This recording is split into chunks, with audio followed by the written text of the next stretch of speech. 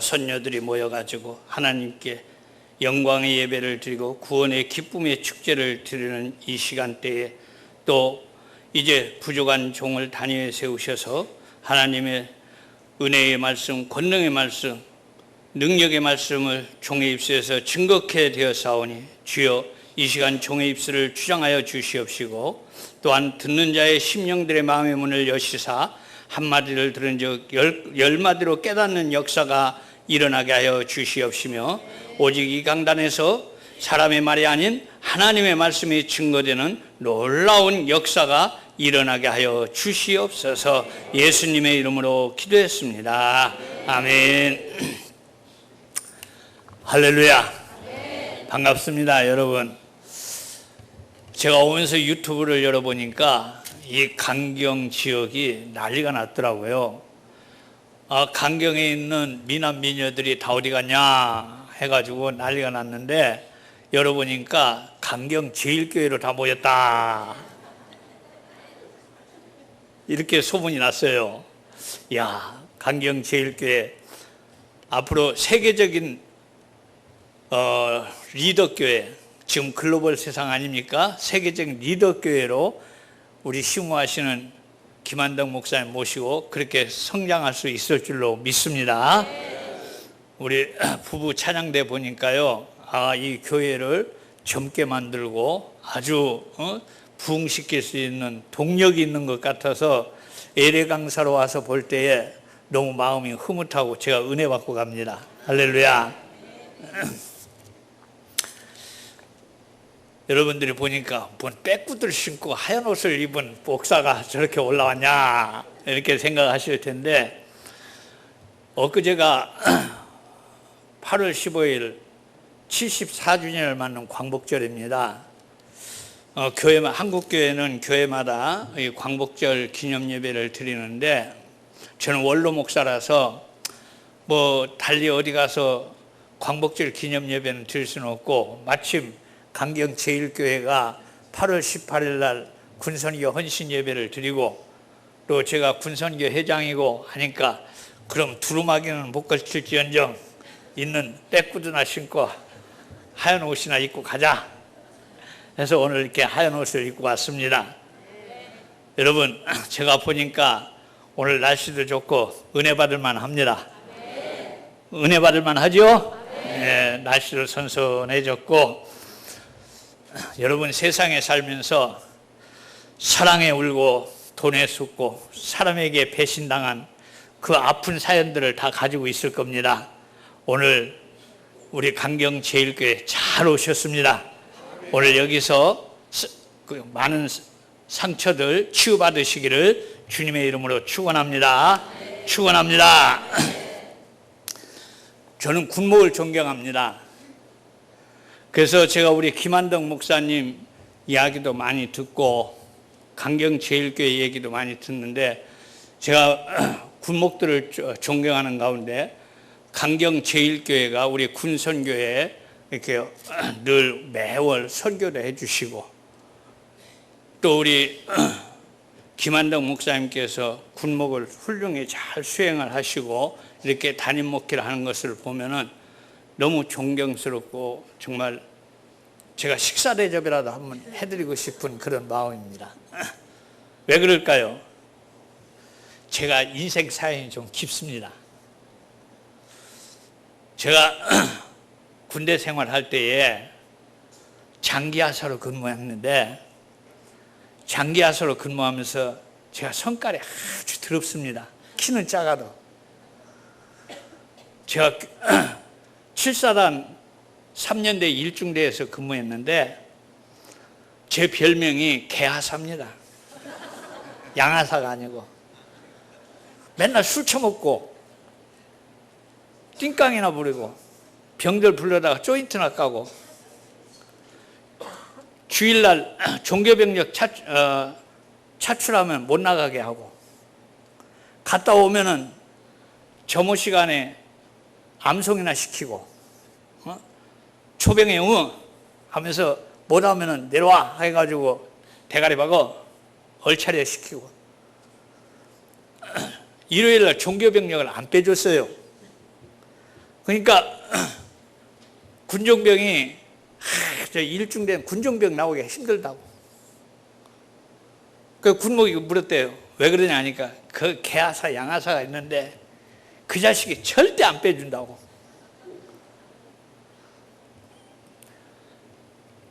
이제 예수 믿는 사람을, 교회 갈 사람을 안 빼주니 하나님이 진노하시겠어요, 안 하시겠어요? 하나님이 진노를 하셔가지고 제가 군 생활하는 가운데 큰 사고를 쳤어요. 사고 치고 싶어서 치는 사람 한 사람도 없습니다. 살다 보면은 우연치 않게 일상생활에서 부딪히는 일들 많잖아요.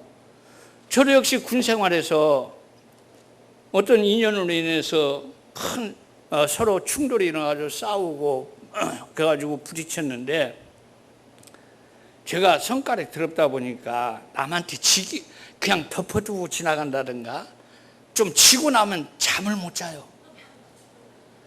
밤중에 가서 돌이라도 들고 가서 뚜대로 패야 그래 잠을 잡니다. 그래서 제가 힘으로는 못 이기니까, 제가 등치가 적잖아요. 힘으로는 못 이기니까 군대에는 무기가 있잖아요. 저 전방사단이고 무기가 있으니까 그냥 무기 갖다 그냥 드르륵 갈겨버렸습니다. 드르륵 갈기니까 쏘이 하나 죽고 중사 하나 죽고 7명 부상당해버렸습니다. 그러니 제가 깜빵 가겠어요, 안 가겠어요? 가지요. 그래서 남한산성 육군교도소에 사형수 방에 제가 있었어요. 저는 완전히 삶을 포기했습니다. 저는 이제 이것으로 내 인생 끝났다고 생각했습니다. 그런데 아무도 나를 찾아오는 사람이 없습니다. 면회도 잘 안 시켜줘요. 그런데 나를 유일하게 일주일이면 2번 내지 3번씩 찾아오는 분이 꼭 있었어요. 그분이 누구냐면 군목이었습니다. 교도소 군인 교도소 군목. 군목이 김우영 목사님이라고, 그 목사님이 꽉 찾아옵니다. 아주 시간도 정확하게 찾아옵니다. 그런데 귀찮아요. 듣기도 싫어요. 왜? 생을 포기했기 때문에. 누구하고 대화도 하기 싫은 거예요. 빨리 죽여줬으면 좋겠어요. 그 군대에서 사형장에 끌려가는 방법은 2가지가 있는데, 그 중에 한 가지 방법이 면회 왔다고 합니다. 그 면회 왔다고 해서 좋아서 나가면 돌아오지 않습니다. 그 누가 빨리 어떤 방법으로든 불려가면 좋겠어요. 근데 군목은 귀찮게 찾아옵니다. 한 3-4달을 찾아오면서 쪽보금을 줘요. 쪽보금 잊지도 않고 그냥 비벼가지고, 그 사형수 방이니까 밖에 나가지도 못하고 하니까 뺑기통이라고 있어요, 감옥에. 아마 여자분들은 모를 거예요. 그 뺑기통에다가 오줌통 다 싸야 돼요, 방 안에서. 냄새도 막 나요. 그래서 휴지가 없으니까 그 쪽보금책 이렇게 막 말아가지고 그 휴지를 써요. 읽지도 않아요. 그런데 선날 이분이 찾아오는데 어느 날 내 마음속에 감동이 일어나요. 저분이 죽을 나를 왜 찾아오냐. 내 부모들도 잘 안 오는데, 형제간들도 안 오는데, 저분이 목사이기 때문에 전도하게 온다고 하면은 단기수들이 수없이 많아요. 3년, 2년, 6개월 뭐 단기수들이 수없이 많은데 나를 외면할 수도 있어요. 군목이 2사람이 있는데 한 사람밖에 안 오는 거예요. 그 김우영 목사밖에. 왜냐하면 사형수를 잘못 건들면은 그 깜빵에 있는 뺑기통 똥물 바가지로 퍼가지고 그냥 뿌려버리거든요. 성질이 그렇거든요. 그러니까 헌병들 백바가지들도 사형수방 아예 멀리 떨어져서 딱 서 있어요.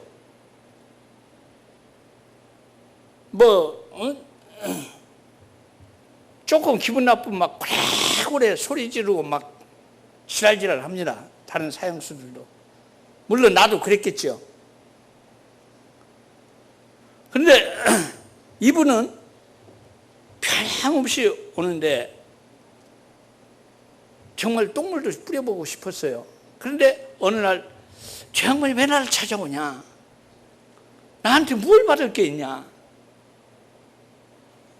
아무리 전도한다고 하지만은 나 같은 사람에게 거들떠보지도 않는 나를 찾아오는 그 마음에 대해서 생각해 보게 됐습니다.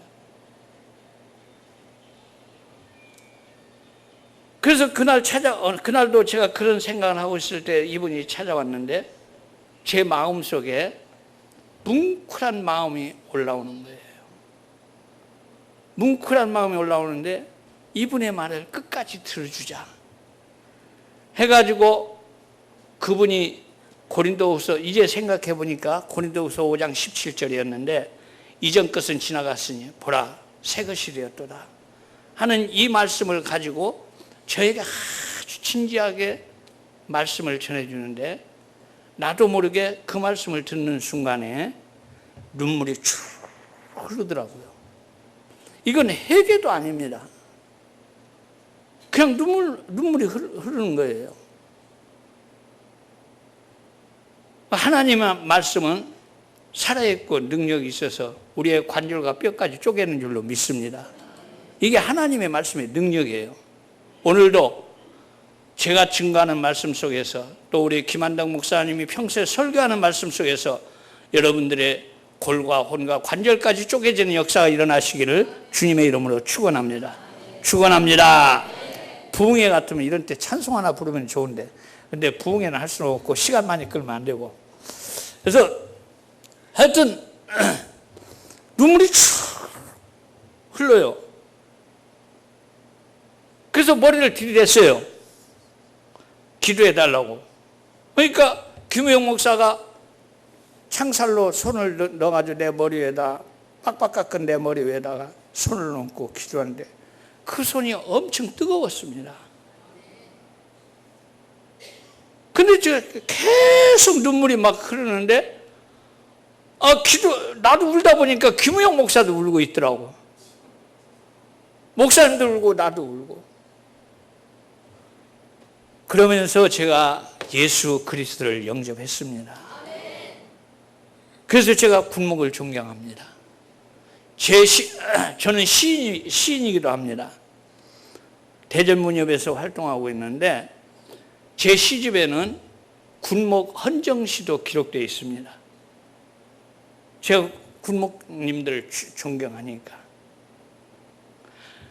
제가 이 군선교회에 사명을 가지고 일하는 것은 제가 바로 군대 이 몹쓸 인생이 죄인 중에 괴수요 교회 나가는 사람들을 핍박하는 데 앞장섰던 내가 그 사병들을 괴롭혔던 내가 이제 예수 믿게 돼가지고 예수의 복음을 전하는 교인이 되었고 전도사가 되었고 강도사가 되었고 또 목사가 되었은즉 정말 이제 제 목회는 끝났습니다. 저는 40년 동안 목회하다가 이제 원로 은퇴하고 이 군선교회 회장직을 맡아달라고 해서 저는 기꺼이 맡았습니다.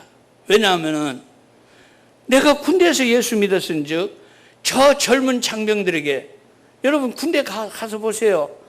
어린아이들 같습니다. 철없는 저 어린 장병들에게 정말 누가 인생의 멘토자가 되어서 바른 길로 이끌어 줄 수 있겠는가? 군대에서 군목의 역할이 얼마나 중요한가?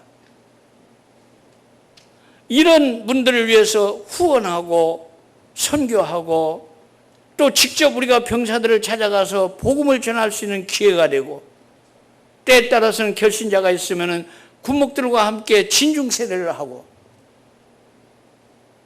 얼마나 보람 있는지 모르겠습니다. 오늘 우리 강경제일교회가 이 일에 동참해 주고 있으니까 얼마나 감사한지 모르겠습니다. 인사 다시 한번 드립니다. 충성! 이럴 때는 박수 쳐줘도 괜찮습니다. 네. 저는 오늘 본문의 말씀을 통해서 진정한 자유가 무엇인가 하는 것을 말씀을 드리려고 합니다. 8월 15일 74주년입니다. 금년은 더욱이 임시정부 수립 100주년이요 3.1운동 100주년입니다. 한국교회는 이 8.15 광복절을 그냥 보내지 못합니다. 왜냐하면 뒤돌아보면은 일제 36년 동안에 다른 어느 종교보다도 우리 기독교가 엄청 많은 핍박을 받았습니다. 부끄러운 일이지만은 우리 대한예수교 장로회 27회 총회가 신사참배를 결의하고 난 뒤에 이 신사참배에 반대하고 동방여배에 반대했던 많은 기독교인들이 검거되었고 투옥되었고 또 옥사되었습니다. 이 총회 결의 이후에 제가 최훈 목사의 핍박사를 읽어보니까 그리스도인 2,000명이 투옥되었고 목사님들이 70명이 투옥되었습니다. 그 중에 목사님들이 50명이 순교당했습니다. 3.1절만 되면 제암리 사건이 나옵니다. 근데 어디 제암리 교회뿐이겠습니까? 제 고향이 충청남도 금산군 부리면 불릴인데 그 부리면 면소재 경당교회가 있습니다. 그 100년이 넘었습니다. 그 마을 사람들의 얘기를 들어보면은 그 교회도 일제 때에 종탑, 주물로 되어 있는 종탑 떼가고 철제 다 부셔버리고 그리고 교회 폐쇄해서 군수물자 쌓아놓고 교인들 못 모이게 하고 그랬답니다. 일제시대에 많은 교회들이 불타 없어지거나 또 독립운동가들이 나온 교회들은 아예 교회를 부셔버리거나 목사님들이 목회활동 못하게 간에 가택을 시켜버리는 가택 감옥을 시킨다든가 감금을 시킨다든가 그래서 한국교회를 폐쇄시킬 정도까지 우리 한국교회가 핍박을 당했습니다.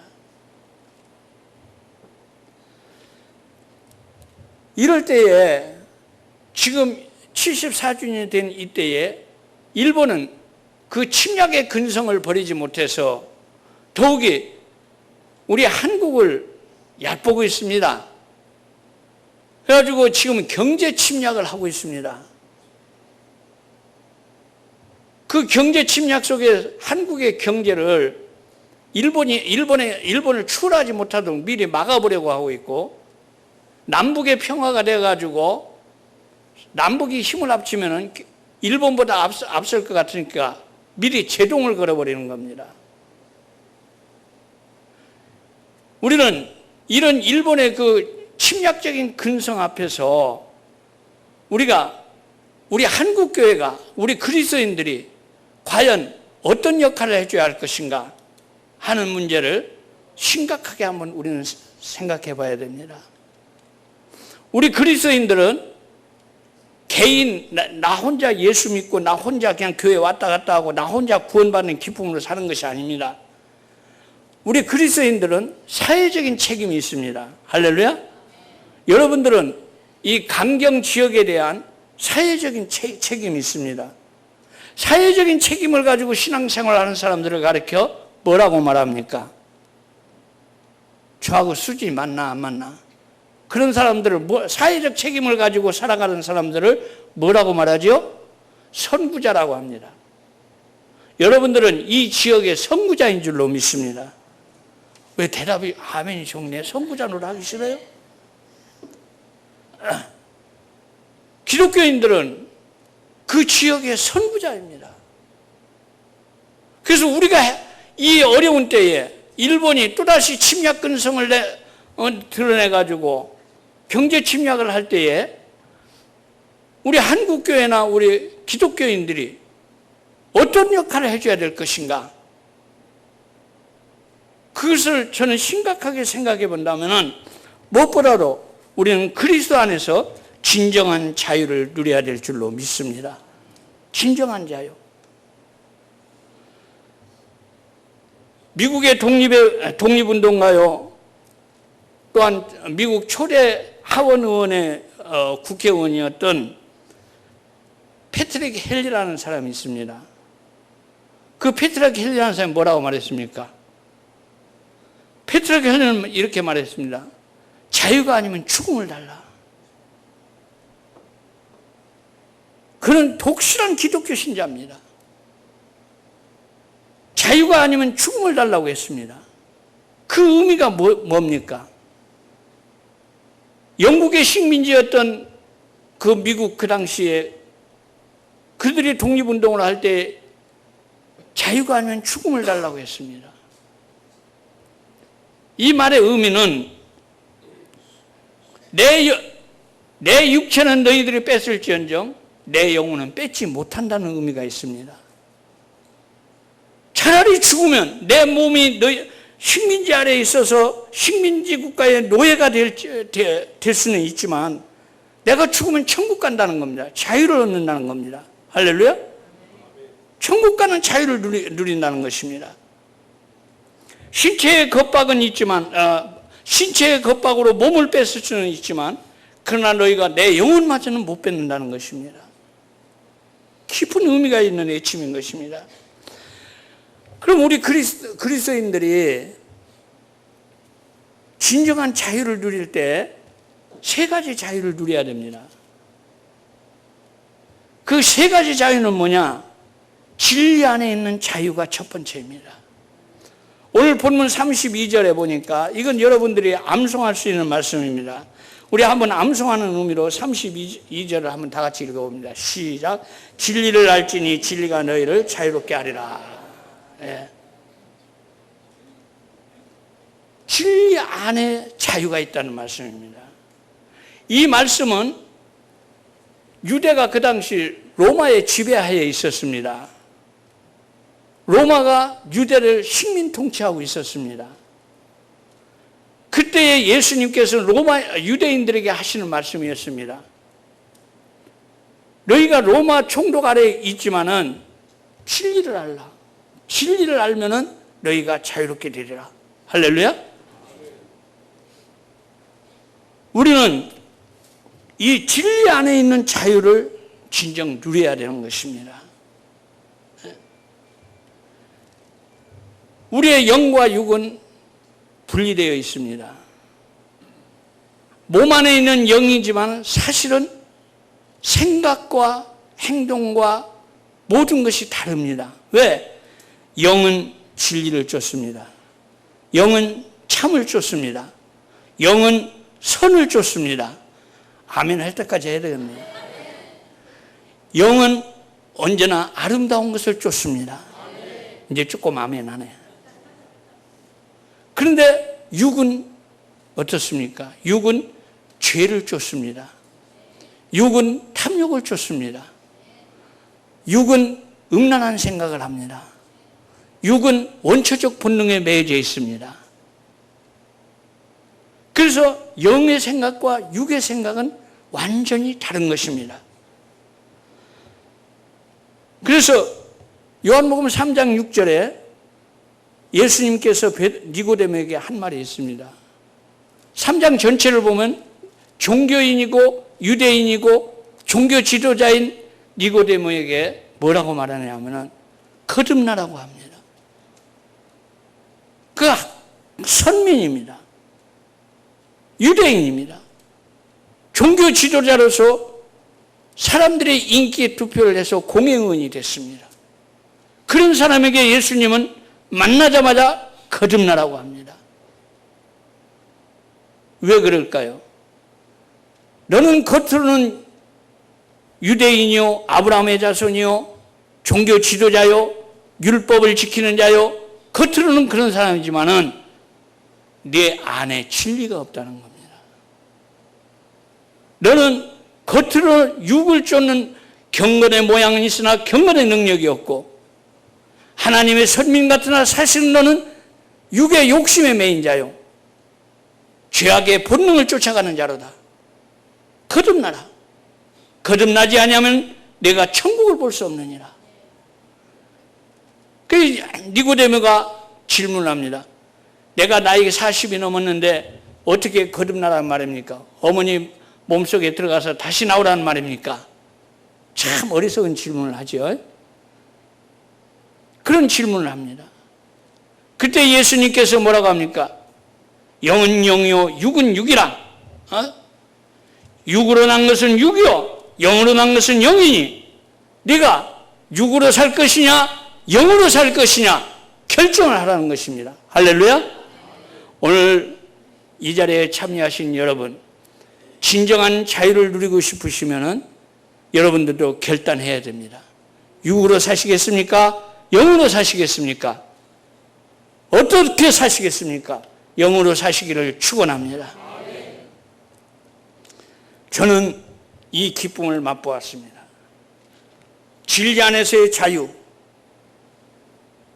저는 사형수로 있을 때에 예수 그리스도를 영접하는 순간 저는 무한한 기쁨을 누렸습니다. 예수님을 몰랐을 때는 그 김우영 목사가 나를 위해서 기도해주고 나도 울고 김우영 목사도 울고 그 순간이 지나고 난 뒤부터는 내 마음속에 희열이 생겼습니다. 전에는 소망이 없었습니다. 빨리 누가 나를 사형장으로 데리고 가기를 바랬습니다. 불과 24살에 이 나이에 사형수가 되었으니 무슨 삶의 계획을 세울 수 있겠습니까?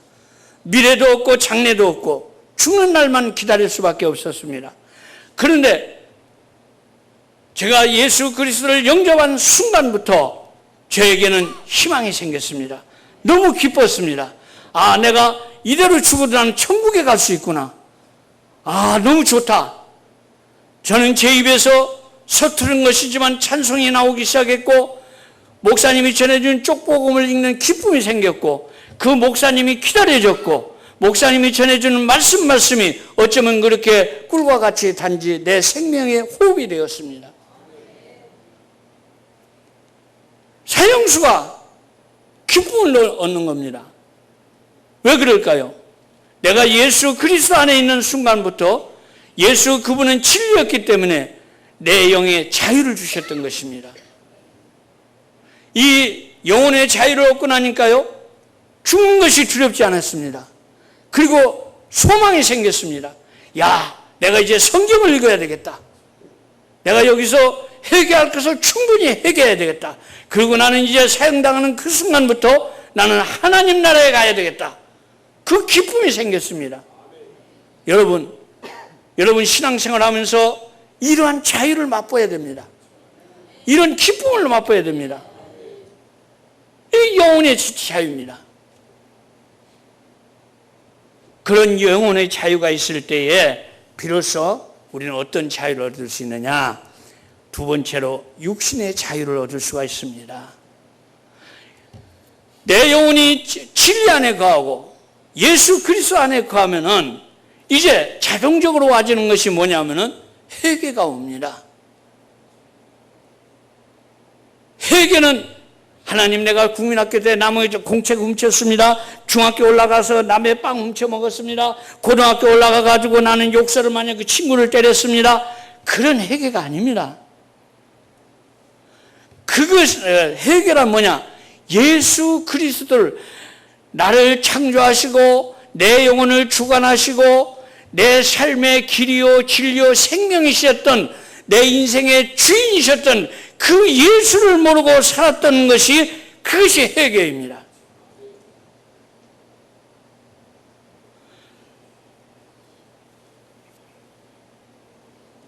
저는 이 회개가 정말 제 마음속에 무척 뭉클하게 일어나 예수 그리스도를 몰랐고 살았던 그것에 대해서 저는 정말 후회하고 예수 그리스도를 알았다는 것에 대해서 너무 기뻤습니다.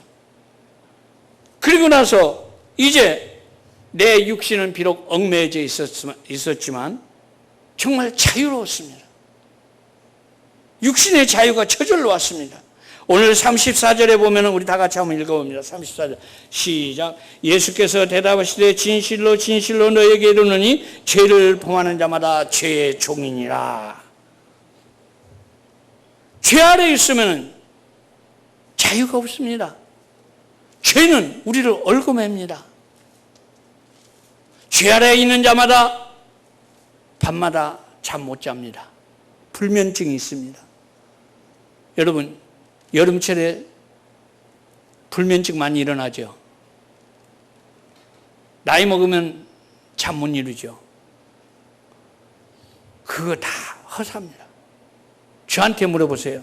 내가 지금 73살이니까 목사님 참 잘 자요 하고 물어보세요.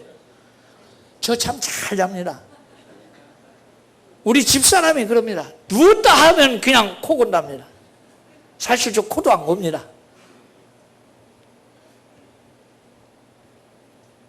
죄 아래 있는 자마다 불면증이 있습니다.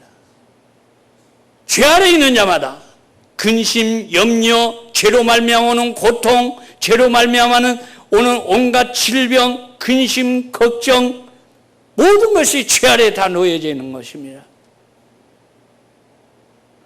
그 죄의 종에서 벗어나야 됩니다.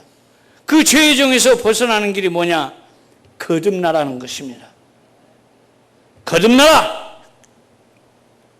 내가 비록 똑같은 사람들, 예수 믿는 사람들이나 안 믿는 사람들과 똑같은 육체를 가지고 똑같이 밥 먹고 똑같이 똥 싸고 똑같이 일을 하지만 그러나 나는 죄와는 상관없고 이제는 예수의 사람으로 거듭난 내 육신의 안에 내 영혼에 예수 그리스도가 있기 때문에 나는 예수의 사람으로 살아간다.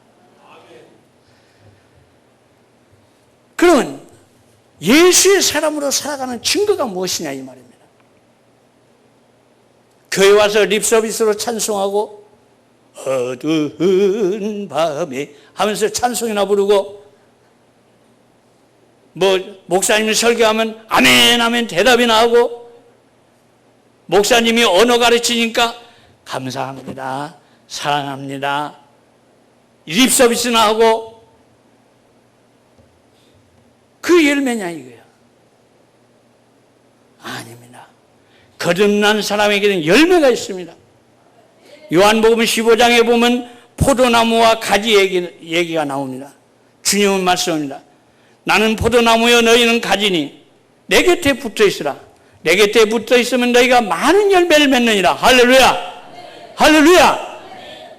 많은 열매를 맺는다고 했습니다. 가지로 붙어 있으라는 것입니다. 그럼 어떻게 가지로 붙어 있습니까? 포도나무에 잎을 물고 입으로 물고 있어야 됩니까? 아니면 포도나무에 팔을 붙들어 매야 됩니까? 그게 아닙니다. 바로 주의 일을 하는 겁니다. 주의 일을 하는 자는 예수님과 같이 붙어 있는 것입니다. 이게 거듭난 사람이 일상생활의 삶입니다. 오늘도 나는 주의 일을 해야 한다. 내가 하나님을 기쁘시게 해야 한다. 내 일이 앞장서는 것이 아니라 주의 일에 앞장서다 보면은 주의 일을 하다가 내 일이 늦어지고 내 일에 어떤 잘못이 있고 내 일에 소홀함이 있다 한다면은 만능의 왕이신 하나님께서 전능의 왕이신 하나님께서 나의 일에 대한 실수나 나의 일에 대한 부족함이나 나의 일에 대해서 채워지지 못한 것들을 하나님께서 다 채우고 있다는 겁니다. 그 약속이 어디에 있습니까? 성경에 있습니다. 아브라함이 실수할 때 하나님이 채우셨습니다. 야곱이 실패했을 때 하나님이 승리케 했습니다. 다윗이 잘못이 있을 때에 하나님께서 그 잘못을 수정시켜 줬습니다. 왜? 주의 일을 했기 때문에. 할렐루야. 주의 일을 하십시오. 이 강경제일교회는 세계적인 글로벌 교회로 성장할 수 있는 동력이 있습니다. 여러분들이 주의 일을 앞서서 하신다면 분명 하나님께서는 여러분들의 개인적인 일에 책임을 져주실 줄로 믿습니다. 저도 그래요. 저 지금 군선교회장 안 해도 돼요. 교회에서 사례비 나옵니다. 또 저는 또 특별한 일을 하고 있습니다. 우리 김 목사님은 소문을 들어서 알는지 모르지만 여기서 얘기해도 되나? 저 나름대로 돈벌이가 있어요. 저 은퇴하고 난 뒤에 여행 다니고 우리 집사람하고 놀러 다니고 가족들 데리고 여기저기 쇼핑 다니고 마음대로 살 수 있어요. 그런데 저는 지금도 주의 일에 매여져 있습니다. 왜 주의 일에 매여져 있는지 아십니까? 나는 죽을 때까지 주님 곁에 붙어 있어야 되고 내 삶이 거듭났기 때문에 나는 열매를 맺어야 되기 때문에 군선교회일 뿐만 아닙니다. 저는 개척교회 성장연구소를 통해서 대전 시내에 있는 20개의 교회를 매월 10만 원씩 선교해 주면서 그들이 그 교회가 성장할 수 있는 길을 열어주고 있습니다.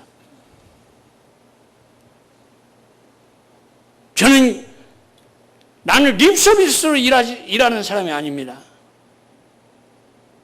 하나님의 일은 립서비스로 되는 것이 아닙니다. 하나님의 일은 행동으로 되는 것입니다. 그것이 바로 포도나무에 붙어있는 가지의 열매인 것입니다. 여러분, 우리가 육신의 자유를 누리려면 주의 일을 해야 됩니다. 주의 일을 하면 기뻐요. 정말로 기뻐요. 나도 모르게 희열이 생겨요. 또 하고 나면 새 힘이 생기고 더 하고 싶고 주의 일을 하고 나면 그렇게 좋을 수가 없어요. 아멘 할 때까지 주의 일을 하면 정말 좋아요. 그렇습니다. 주의 일을 열심히 하시기 바랍니다. 육신의 자유입니다. 거듭난 사람은 반드시 주의 일을 하게 돼 있습니다. 근데 거듭나지 아니한 사람은 주의 일 못합니다. 밤에 예수님이나 찾아다니려고 합니다. 죽은 아버지 놓고 예수님 찾아갑니다. 예수님께서 따라오라고 하니까 내 아버지가 죽었사오니 장사 지내고 오게 하소서 합니다. 거듭나지 아니한 사람은 자기의 관리직과 재물을 버리지 못합니다. 네가 나를 따라오려거든 내 재물을 버리고 가난한 사람에게 나눠주고 나를 따르라니까 립서비스로 하는 사람들은 주님을 따를 수가 없어요. 우리 강경제일교회는 립서비스 하는 교인들이 아니라 거듭나서 행동의 열매, 여러분들의 삶의 열매가 예수의 일을 하는 것으로 나타나시기를 주님의 이름으로 축원합니다. 할렐루야. 이런 때는 교회가 천장이 떠나가도록 아멘 해야 되는데 그래야 담임 목사님이 힘이 생길 거 아닙니까? 다시 한번 아멘 해보시기 바랍니다. 할렐루야. 네. 할렐루야. 네. 마지막으로 진정한 자유 속에는 영혼의 자유, 육신의 자유, 마지막 또 하나의 자유가 있습니다. 그건 뭐냐면 물질의 자유라는 것입니다. 물질의 자유. 여러분, 배가 뜨려면 뭐가 필요합니까? 배가 뜨려면 뭐가 필요해요? 물이 필요합니다. 배는 물 없이는 뜰 수가 없습니다. 사람이 이 세상에 살려면 뭐가 필요해요? 어쩌면 그렇게 잘 알아. 수준이 저하고 똑같네. 예, 돈이 필요합니다. 돈 없이는 살아갈 수가 없습니다. 그런데 우리가 어떻게 이 물질의 자유를 누릴 수가 있느냐? 저는 개척교회를 7개 세웠습니다. 성전을, 교회를 4개를 지었고 사택을 3채를 지었습니다. 그런데 여러분, 개척교회 우리 목사님들이요, 목회를 하면서 제일 고단스러운 것이 뭐냐면은 물질을 해결하는 방법이 제일 어려운 거거든요. 그런데 이 물질의 자유를 우리는 누리는 방법이 있어요. 주님께서 마태복음 6장에 뭐라고 말씀하세요? 무엇을 먹을까, 무엇을 마실까, 무엇을 입을까 염려하지 말라. 이는 다 누가 구한다고? 어쩌면 저 수준이 똑같아. 여기는 참 말씀 잘 받네. 예. 이방인이 구한다고 그랬어요. 너희는 천부께서 기르시나니 공중에 나는 새도 기르시고 짐승에 나는 들짐승도 하나님께서 먹을 것을 주는데 하나님의 자녀인 너희가 무엇을 염려하느냐? 너희가 염려할 것이 하나 있나니 너희는 먼저 그의 나라와 여기 성경을 읽는 교회네요. 그의 나라와 그의 의를 구하라. 여러분, 지갑을 열 때에 먼저 어디에다 열어야 됩니까? 내 마누라를 위해서, 내 자식의 등록금을 위해서, 오늘 먹을 것을 위해서. 그렇게 물질을 열면 여러분들은 물질의 종이 되고 맙니다. 돈의 노예가 되고 맙니다. 금도 내 것이요 은도 내 것이라 하시는 하나님이십니다. 만물을 움직이시는 분이 하나님이십니다. 있다가도 있게 했다가도 없어지게 하시는 분이고, 만들었다가도 폐쇄시키시는 하나님이시고, 살렸다가도 죽이시는 하나님이십니다. 줬다가도 뺏어가시는 하나님이십니다. 전대의 주머니를 누가 쥐고 있습니까? 하나님이 쥐고 있습니다. 하나님은 누구의 것을 보호하느냐? 하나님이 보호하는 물질 전대가 있습니다. 누구의 것을 보호하느냐? 먼저 그의 나라와 그의 의를 구하는 사람에게 하나님은 보호하십니다. 300데나리나 되는 옥합을 깨뜨렸던 여인의 주머니를 누가 책임졌습니까? 하나님이 책임져 주신 줄로 믿습니다. 하나님이 책임지는 것입니다. 저는 그래요. 지금도 저에게 어떤 수입이 있으면은 먼저 주님의 일을 뭘 할까? 이번 달에는 무엇을 먼저 할까?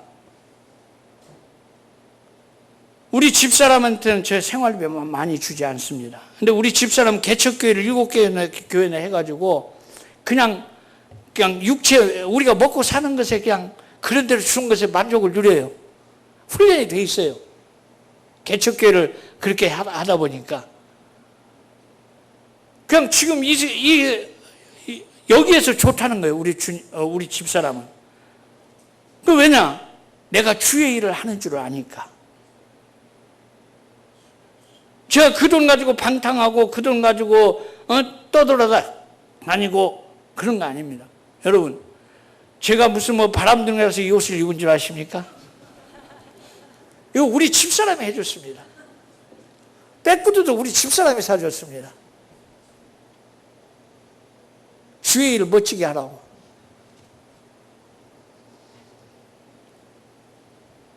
여러분, 제가 주님을 향해서 먼저 지갑을 열면은 하나님께서는 저에게 의식주 문제 다 해결해 주십니다.